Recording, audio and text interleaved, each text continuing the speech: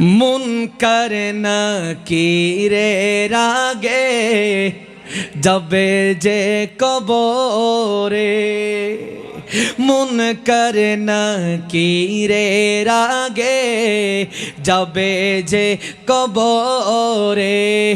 অমানিক দরদি, অমানিক দরদি মদিনা শহরে, রাব্বি হাবলি উম্মতি বলে কাঁদবে যে হাসরে।